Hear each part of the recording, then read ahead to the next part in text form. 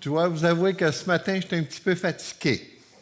Hein? J'ai eu une grosse semaine et une semaine aussi difficile. Alors, soyez indulgents avec moi ce matin si je manque de cohérence. Quand on est fatigué comme ça affecte toute notre tête. Et des fois, et là, on remet des choses en question.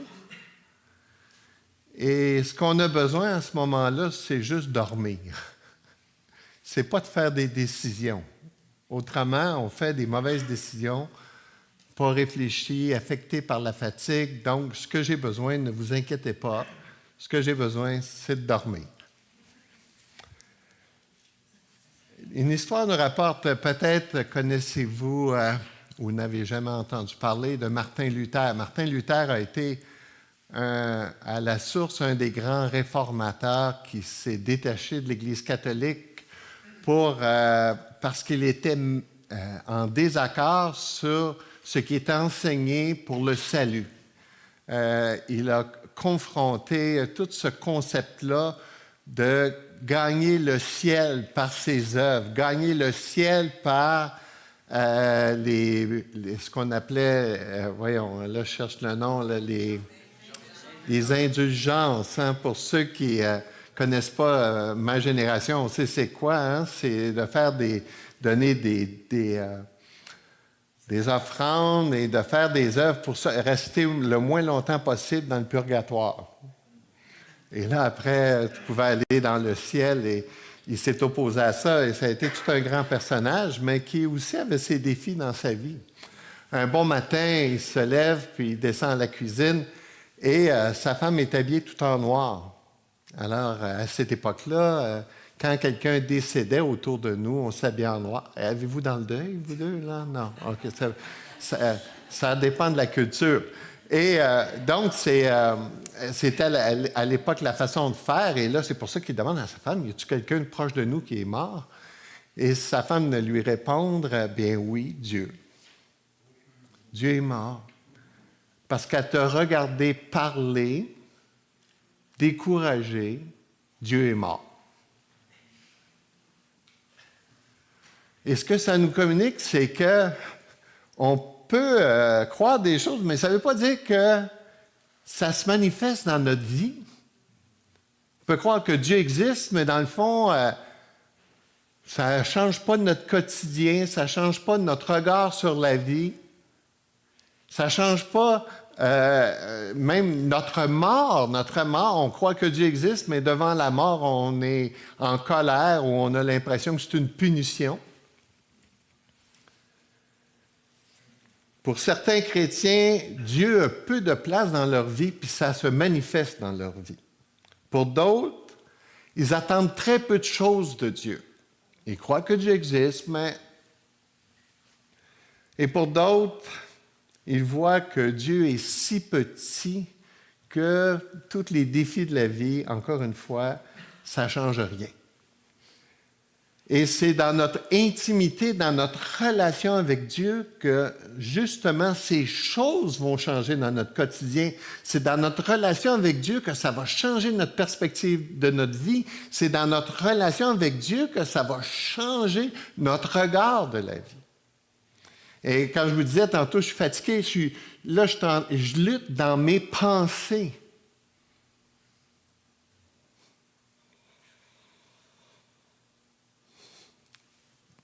J'avais dit, je ne pleurais pas. Je lutte dans mes pensées pour mettre la vérité. Parce que dans mon quotidien, ça m'affecte. C'est pour ça que j'ai besoin de me ramener à Jésus, j'ai besoin de me reconnecter à Jésus. On a été créés pour vivre une relation d'amour avec Jésus. Une relation d'intimité, une relation de passion, un grand amour. C'est comme ça qu'on a été créés, que Dieu nous a créés pour être en relation avec nous. Et si on n'expérimente pas dans nos vies cette intimité, cette passion-là, il y a quelque chose qui ne marche pas. On est à côté, on est déconnecté de ce que Dieu attend de nous. Marc, chapitre 12, un passage bien connu, c'est Jésus qui cite « Oh, écoute Israël, le Seigneur notre Dieu est l'unique Seigneur. Et tu aimeras le Seigneur ton Dieu de tout ton cœur, de toute ton âme, de toute ta pensée, de toute ta force. » C'est l'essentiel du christianisme. Aimer Dieu passionnément. Le plus grand des commandements qui fait référence à notre raison d'être, à nos motivations. Aimer Dieu de tout son cœur. Servir Dieu parce qu'on est passionné de lui. Jésus nous explique cette pensée-là. Il dit, « Car là où est ton trésor, là aussi sera ton cœur. » Si ton trésor est Dieu, c'est la passion de Dieu, ce qui va être le plus important dans ton cœur, c'est Dieu. Ce que nous chérissons le plus dirige nos passions, et nos passions nous révèlent notre trésor. Et notre problème, c'est qu'on ne chérit pas assez Dieu. C'est le problème de l'être humain, c'est le défi du croyant. On est toujours tenté d'aimer quelque chose d'autre plus que Dieu. C'est une bataille quotidienne. Calvin disait que l'être humain est une machine à produire des idoles. On chérit. Tozer a dit ceci, c'est vraiment intéressant. Il dit, « Nous pouvons vouloir Dieu, mais nous voulons davantage quelque chose d'autre. Et nous obtenons ce que nous voulons la plupart du temps. » Pourquoi? Parce que quand on désire quelque chose d'autre, ça dirige nos vies, ça dirige nos décisions, nos agendas sont révélateurs de ce qui est passionnant pour nous. Mon épouse aime les casse-têtes. Je ne comprends pas ça, mais... Et vous savez quoi? Ça paraît. Elle a toujours un casse-tête en production sur la table de son bureau. Et quand je rouvre son garde-robe de son bureau, ce n'est que des casse-têtes. Et si vous ouvrez mon garde-robe, vous allez voir des cannes à mouches.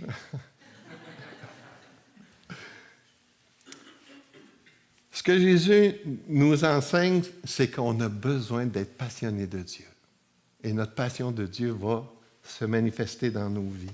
J'aime tellement ce beau passage-là, puis croyez-moi, je le citais ce matin. Comme une biche soupire après des courants d'eau, ainsi mon âme soupire après toi, ô Dieu. Mon âme a soif de Dieu, du Dieu vivant. Wow! Ça ressemble-tu à votre vie, ça? Version du Sommaire dit, « Comme une biche désire l'eau du ruisseau, ainsi je te désire, toi, mon Dieu. J'ai soif de Dieu, du Dieu vivant. » Wow! Quelle passion! Quel amour! C'est ça le christianisme authentique.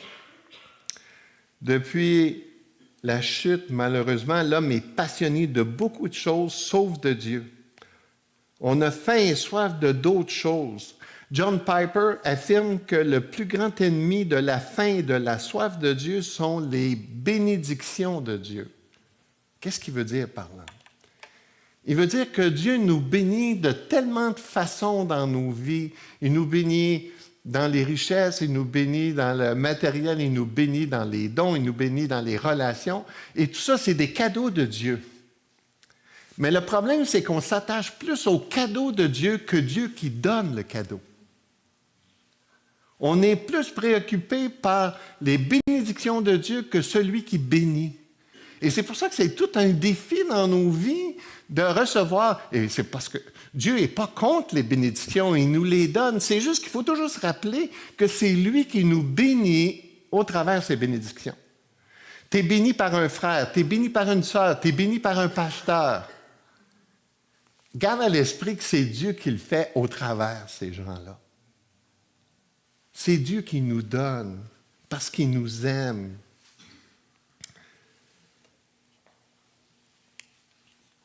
Le problème vient du fait que nous désirons, à cause de notre nature déchue, davantage les bienfaits au détriment de Dieu lui-même.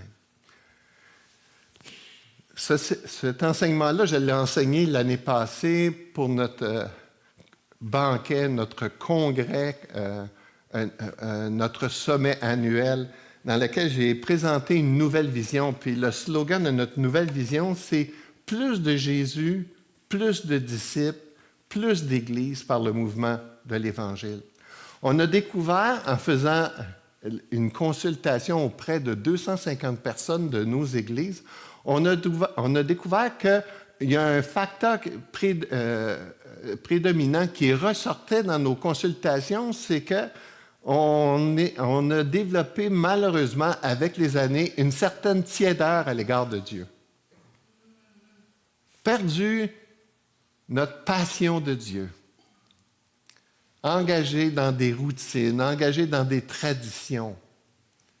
Et nous, on l'a mis dans le slogan parce qu'on a réalisé que si on n'a pas plus de Jésus, tout le reste ne prend pas sa place. Mais si on a plus de Jésus, tout le reste va prendre sa place. On pourrait dire il faut évangéliser plus. Ouais. Mais si on a plus de Jésus, si on aime plus Jésus, on va parler de Jésus. Comprenez? C'est pour ça qu'il y a comme une priorité. Et cette priorité-là, c'est qu'on doit avoir plus d'affection, plus de passion pour Jésus. Dites-moi, qu'est-ce qui a bien pu motiver les apôtres à obéir à Jésus, puis consacrer leur vie à Jésus, puis d'accepter de mourir pour Jésus? C'est leur passion. Leur passion de Jésus. Qu'est-ce qui a bien pu motiver des missionnaires à quitter leur confort, leur famille, leur langue, leur culture pour aller dans un autre pays, dans une autre culture? C'est leur passion de Jésus. Ils veulent parler de Jésus. Ils veulent parler de l'amour de leur vie. Qu'est-ce qui a bien pu motiver des hommes anglophones du Canada pour venir au Québec annoncer l'Évangile à un peuple qui ne voulait pas les écouter, alors qu'ils baragouinaient le français? Hey, moi, j'ai encore ces images-là d'un monsieur Héron qui avait 21 ans, qui était tout seul dans sa chambre d'hôtel, qui était à genoux et qui priait pour les Québécois parce qu'il savait que le lendemain, il était pour parler de Jésus puis qu'il était pour être persécuté. Qu'est-ce qui a bien pu motiver un homme comme ça? Qu'est-ce qui a bien pu motiver un Michel Habib, une Ginette, un Louis Bourque? Pas d'expérience. Obéir à l'appel de Dieu, vivre pauvrement, si ce n'est pas une passion pour Dieu ou pour Jésus. C'est à cause de leur passion pour Jésus que ces gens-là ont fait ça. Et c'est de ça que j'aimerais ça vous parler ce matin. Vous parler comment est-ce que l'Église Oasis,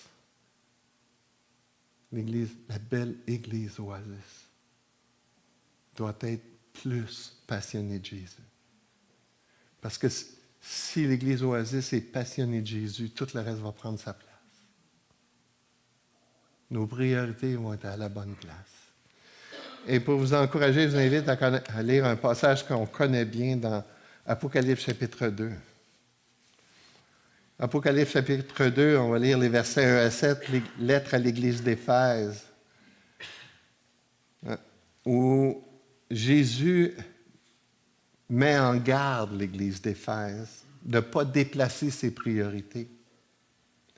Il lui dit, au verset 1 de Apocalypse chapitre 2, « Écris à l'ange de l'Église d'Éphèse, voici ce que dit celui qui tient les 7 étoiles dans sa main droite, celui qui marche au milieu des 7 chandeliers d'or. Je connais tes œuvres, ton travail et ta persévérance. Je sais que tu ne peux pas supporter les méchants. Tu as mis à l'épreuve ceux qui se prétendent apôtres sans l'être, et tu les as trouvés menteurs. Oui, tu as de la persévérance, tu as souffert à cause de mon nom et tu ne t'es pas lassé. Mais ce que j'ai contre toi, c'est que tu as abandonné ton premier amour. Souviens-toi donc d'où tu es tombé. Repens-toi et pratique tes premières œuvres. Sinon, je viendrai bientôt à toi et j'enlèverai ton chandelier de sa place, à moins que tu ne changes d'attitude. Cependant, tu as ceci pour toi. Tu détestes les œuvres des Nicolaï, comme je les déteste moi aussi. Que celui qui a des oreilles écoute ce que l'Esprit dit aux églises. Au vainqueur, je donnerai à manger du fruit de l'arbre de vie qui est dans le paradis de Dieu.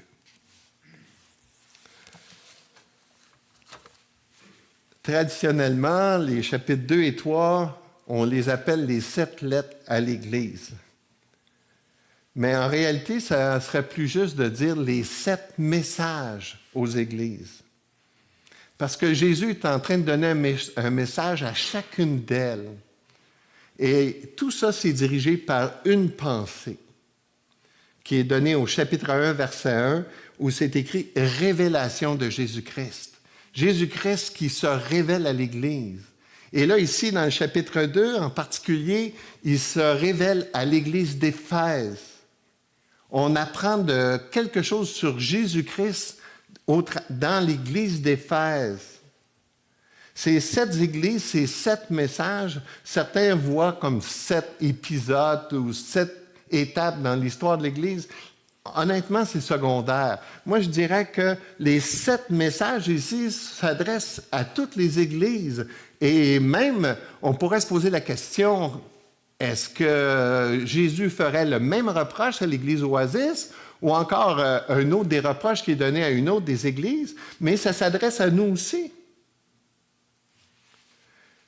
Le texte nous dit que Jésus connaît très bien l'Église. Il dit même que Jésus marche dans l'Église. Il dit que Jésus voit l'Église. Il voit vos vies, il voit vos cœurs, il voit mon cœur.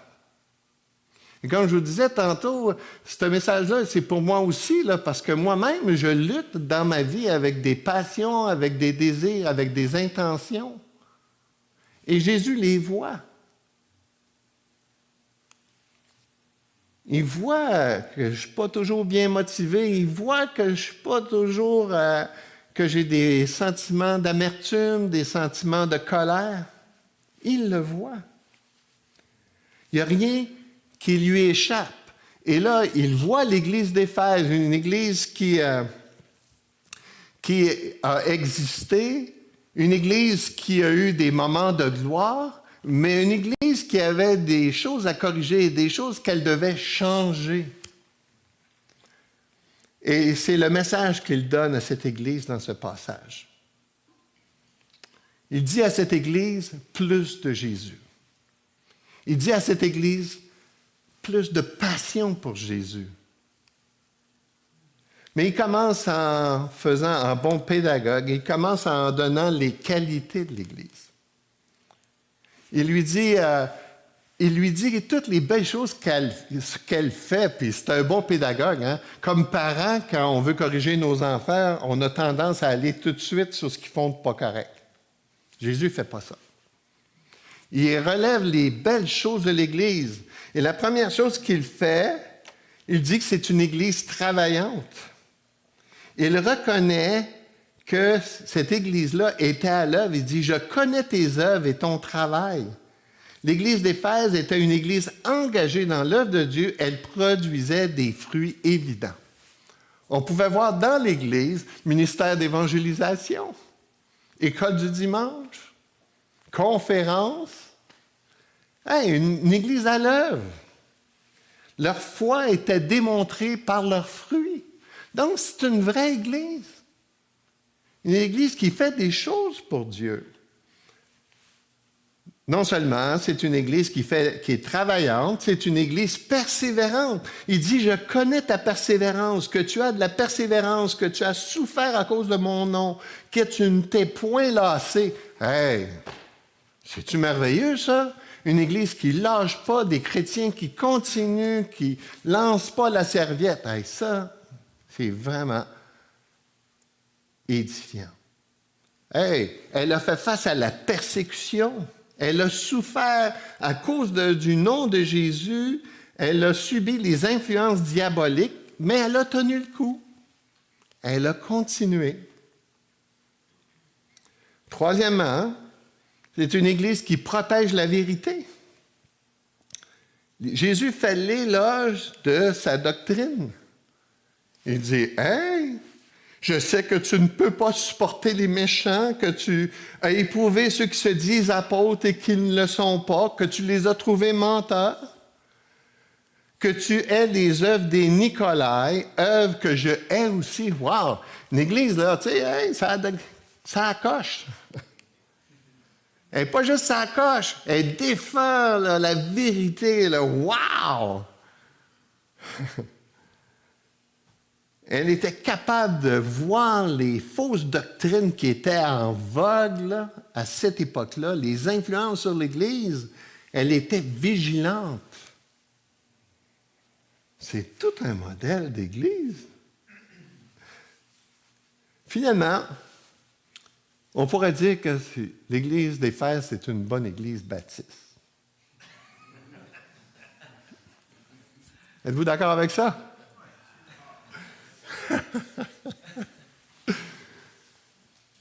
Tout le monde n'est pas d'accord avec ça, mais enfin. Mais quand même, c'était vraiment une bonne Église. Mais Jésus, il ne dit pas juste ça. Il y a des accusations contre elle. Il dit au verset 4, « Mais ce que j'ai contre toi, c'est que tu as abandonné ton premier amour. » Il a quelque chose à lui reprocher. Puis ce n'est pas une petite affaire. Il parle, comme je le disais tantôt, de notre raison d'être. Il parle de pourquoi on a été créé. Il parle de notre relation d'amour. De l'extérieur, ça semble une église fantastique. Mais Jésus connaît le cœur, puis il connaît les motivations. Puis là, il regarde, puis il dit, il y a un problème profond. Un problème profond parce que ce qui est le plus important pour Dieu, c'est d'aimer Dieu de tout son cœur, de toute son âme, de toute sa force et de toute sa pensée. Ça, c'est ce qui est le plus important. Imaginez le choc. Une église zélée, une église travaillante, une église persévérante au travers de la souffrance, solide doctrinalement, mais il lui manque l'amour.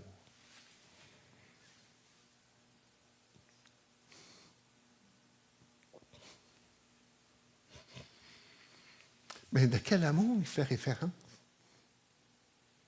L'amour pour Dieu? L'amour pour son prochain? Oui, je pense que ça fait référence à l'amour pour Dieu qui fait une différence dans l'amour pour son prochain. On peut voir notre passion pour Dieu par l'amour qu'on a les uns pour les autres. On peut voir notre amour pour Dieu par la façon dont on s'aime dans le mariage. Je dis souvent, je l'ai déjà dit ici, notre amour à la verticale se manifeste dans notre amour à l'horizontale. Et s'il y avait plus de Jésus dans nos couples, plus de Jésus dans notre vie personnelle, il y aurait plus d'amour dans notre relation, dans le mariage.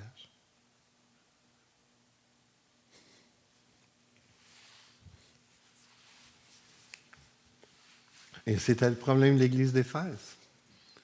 Une Église qui n'avait pas assez d'amour pour Dieu. Parce que leur amour pour Dieu va affecter tous les autres domaines de leur vie. Ça va affecter la façon dont ils vont travailler, ça va affecter la façon dont ils vont persévérer, puis ça va affecter leur façon dont ils vont travailler avec la doctrine. C'était pas quelque chose de nouveau, c'était quelque chose que déjà Dieu avait parlé dans l'Ancien Testament, parce que ce que Jésus a mentionné tantôt dans Marc chapitre 12, c'était ce qui c'était mentionné dans Deutéronome chapitre 6. Dans Jérémie, là, elle me joue des tours, la manette. Merci.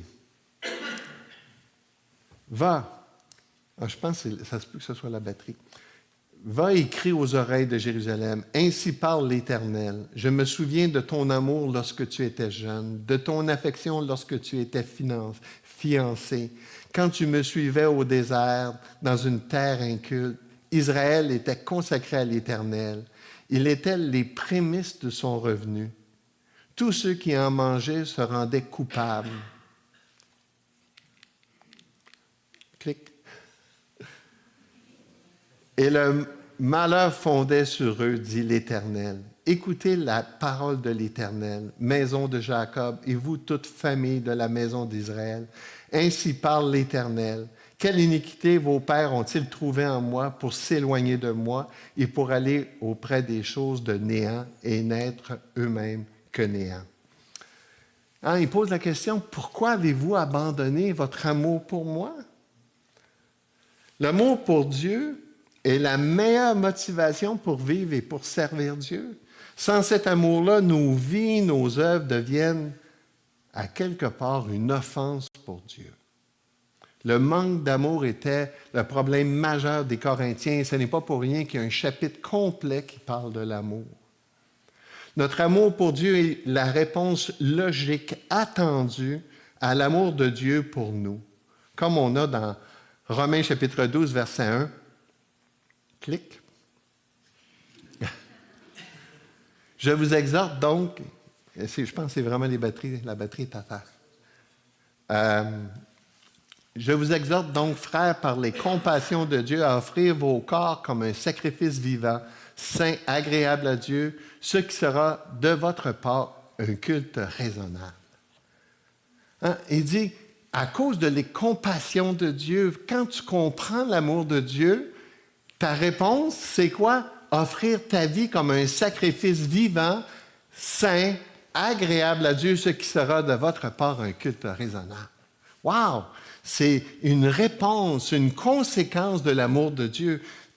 Tu réalises que Dieu t'aime tellement, alors la réponse logique, c'est d'aimer Dieu. C'est pour ça le culte raisonnable, le mot grec, c'est logizomai, qui veut dire c'est logique. C'est logique de donner sa vie à Dieu. Donc, quand Jésus il dit ici qu'il y a un problème d'amour, ça va affecter même les sortes d'œuvres que tu vas faire. Dans Jean 21, 15 à 17, avant même que Jésus demande à Pierre de prendre soin de ses brebis, il pose quoi la question? M'aimes-tu? Parce que aimer Dieu, c'est la motivation pour prendre soin des brebis. Ou encore dans Luc 10, 27, encore une fois, tu aimeras le Seigneur ton Dieu de tout ton cœur, de toute ton âme, de toute ta force et de toute ta pensée et ton prochain comme toi-même. L'Église d'Éphèse était travaillante, faisait beaucoup d'œuvres, mais sans que Jésus soit son premier amour. On peut facilement, écoutez bien ceci, on peut facilement aimer plus les œuvres que Dieu. Il y a des pasteurs qui servent Dieu, pas parce qu'ils aiment Dieu, mais parce qu'ils retirent des bénéfices de servir Dieu. Et là, de l'extérieur, ça ne paraît pas, mais Dieu, il voit à l'intérieur. Et tout ce qui ne donne pas à Dieu la première place, désolé, c'est de l'idolâtrie. Dieu avertit très sévèrement dans Exode 20, verset 5, « Tu ne te prosterneras point devant elle, et tu ne serviras point, en parlant des idoles, car moi, l'Éternel ton Dieu, je suis un Dieu jaloux, qui punit l'iniquité des pères sur les enfants jusqu'à la 3e et la 4e génération de ceux qui me haïssent. L'Église d'Éphèse avait connu le premier amour. Merci beaucoup.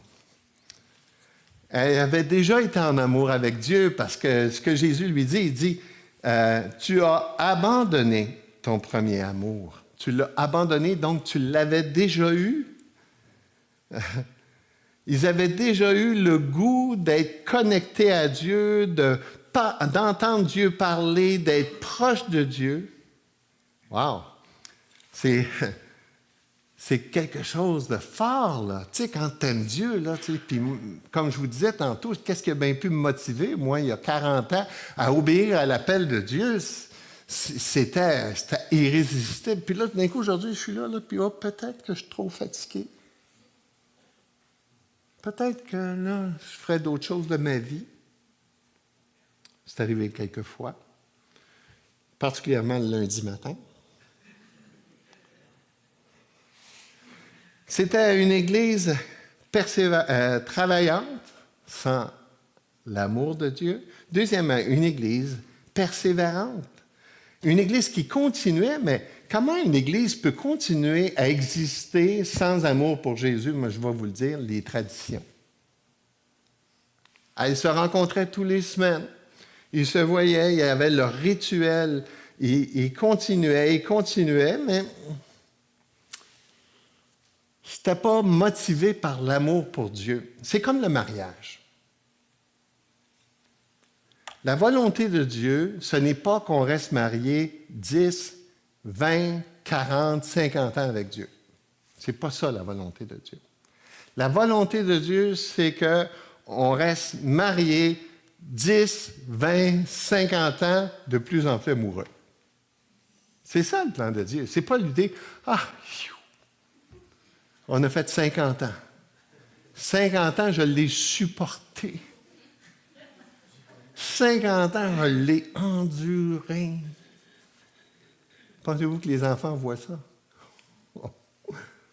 Papa, maman, là, on était témoins. C'est la même chose avec Dieu. C'est pas l'idée ici qu'on s'appelle encore chrétien puis qu'on existe encore à la 14e avenue. C'est l'idée ici que, on aime de plus en plus Dieu. De plus en plus passionné de Dieu. C'était une église disciplinée qui avait une bonne doctrine, mais une doctrine sans amour. Savez-vous ce que c'est? C'est horrible. Légaliste.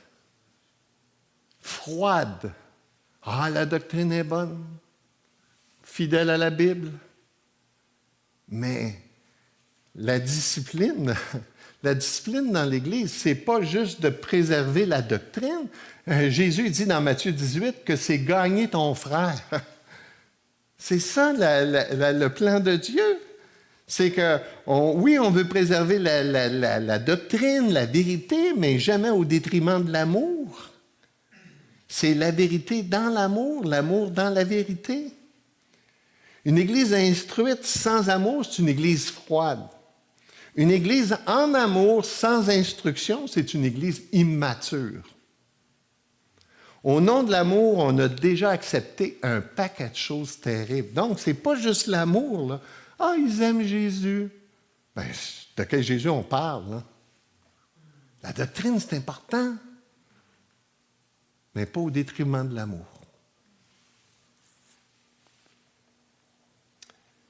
Et au nom de la Bible, on a aussi dit des choses qui sont horribles.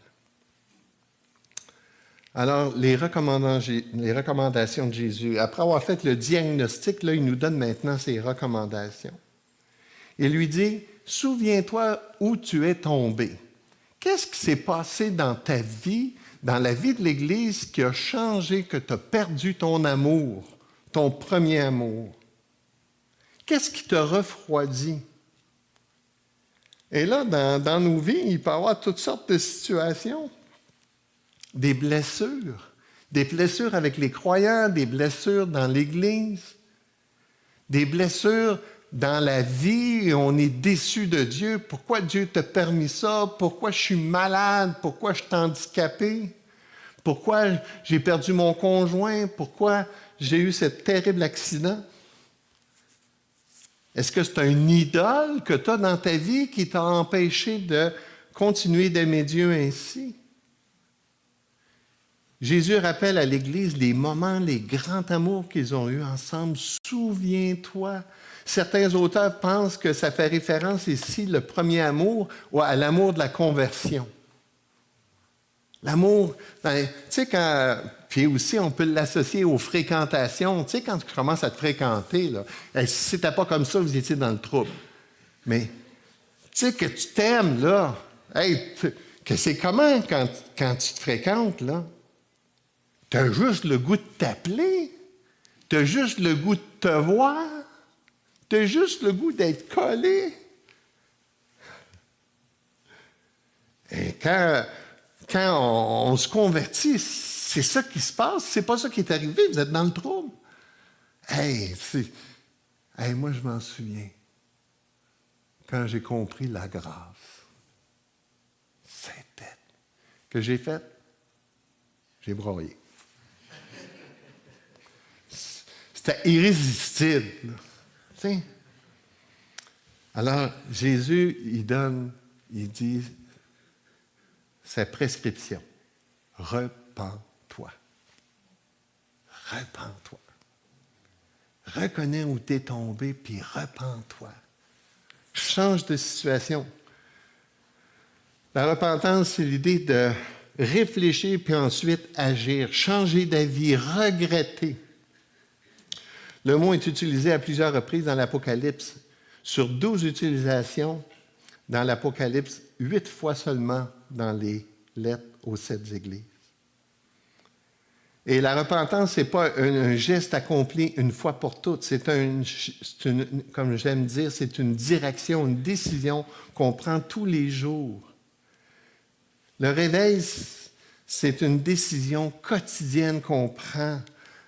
Si mon peuple sur qui est invoqué mon nom s'humilie, prie et cherche ma face, s'il se détourne de ses mauvaises voies, alors je l'exaucerai des cieux, je lui pardonnerai son péché et je guérirai son pays. Le contexte de ce passage-là, c'est Dieu qui dit à Salomon, c'est un wake-up call, c'est une révélation pour qu'ils comprennent que si Dieu y éprouve son peuple, si Dieu y amène les récoltes difficiles, c'est Dieu qui veut attirer ton attention. Pourquoi? Pour que tu te détournes de tes mauvaises voies. Comme dans le texte ici. Il dit, pratique tes premières œuvres. Fais-le avec les bons motifs.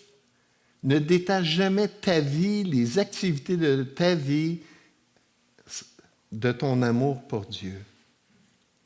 Et même, il termine avec une menace. Il lui dit, « Sinon, je viendrai à toi et j'ôterai ton chandelier de sa place, à moins que tu ne te repentes. » Et ici, dans le texte, ça ne fait pas référence à la perte du salut. Ça fait référence que l'Église va fermer si tu continues dans cette voie-là. Si Dieu n'est pas la passion de ta vie, tôt ou tard, l'Église va fermer. Il va enlever le chandelier. C'est grave. Et vous savez quoi? Tôt ou tard, l'Église conservatrice et l'Église libérale, Dieu a enlevé le chandelier parce qu'ils ont perdu leur premier amour de Jésus. Comme j'aime dire souvent, il n'y a pas gros d'église qu'on célèbre les 2000 ans d'existence. Aucune. Et la bonne nouvelle, c'est que Jésus continue. Il enferme, mais il en part d'autres. Il enferme, puis il en part d'autres. Des autres qui sont bien motivés, avec la bonne passion. Il termine avec l'invitation. Et il lui dit que celui qui a des oreilles entende ce que l'Esprit dit aux églises. Est-ce que tu m'entends? Est-ce que le chapeau te fait? Est-ce que tu écoutes volontairement? Jésus disait la même chose comme dans cette expression-là, que celui qui a des oreilles pour entendre, entende. Entendre Dieu, c'est une décision consciente. Personne ne peut forcer quelqu'un à écouter. Il faut que volontairement tu sois à l'écoute. Seigneur, est-ce que je me trouve à cet endroit-là? Est-ce que ça me concerne? Est-ce que j'ai le même problème? Comme je l'ai déjà dit, j'aime rencontrer Dieu le matin parce que je veux entendre la voix de Dieu. Ce matin, plus que jamais. Il promet une récompense. Il dit à celui qui écoute, à celui qui vaincra, je donnerai à manger l'arbre de vie qui est dans le paradis. Le mot vaincre revient 17 fois dans l'Apocalypse. Le vainqueur, c'est celui qui est resté fidèle jusqu'au bout, qui a aimé Jésus de tout son cœur. Plus de Jésus, c'est mettre Jésus au bon endroit. Savez-vous pourquoi les jongleurs réussissent à garder une assiette qui tourne sur un bâton? C'est parce que le bâton est placé au milieu. Si vous sortez du milieu le bâton, tout s'écroule. Mais si le bâton est à sa place, tout fonctionne. Et dans notre Église, dans nos vies, quand Jésus est à sa place, tout le reste prend sa place. Et dites-moi, où est Jésus dans votre vie? Et encore une fois, il n'y a personne qui est parfait là-dedans. Là. Mais est-ce que c'est une direction où vous voulez aller? Est-ce que c'est le désir de votre vie? En tout cas, c'est le désir de Dieu. Dieu veut être en intimité avec vous. Il veut être passionné avec vous. Lui, il le veut. Est-ce que vous le voulez? Prions. Seigneur Jésus, tu connais mes combats, tu connais mes luttes, tu connais mes faiblesses. Et Seigneur, je m'adresse à toi parce que je ne peux pas le produire par moi-même. Et je te demande, Seigneur Jésus, de venir à mon secours, de fortifier mon cœur, mais aussi, Seigneur, de bénir cette belle Église en gardant nos priorités. Seigneur Jésus, je te prie pour mes frères et sœurs bien-aimés. Seigneur, ils ont entendu, mais peut-être ils n'ont pas compris, mais ma prière, Seigneur, c'est qu'ils puissent, Seigneur, faire la même constatation, qu'on a besoin plus de toi. Qu'avoir plus de toi, Seigneur, ça va tout changer nos relations. Ça va changer nos orientations. Alors Jésus, je te prie de protéger l'Église parce que, Seigneur, je ne voudrais pas que tu enlèves son chandelier. Je te demande, Seigneur, que tu puisses la garder vivante longtemps pour être une belle lumière du monde et celle de la terre. C'est ma prière, Jésus. Amen.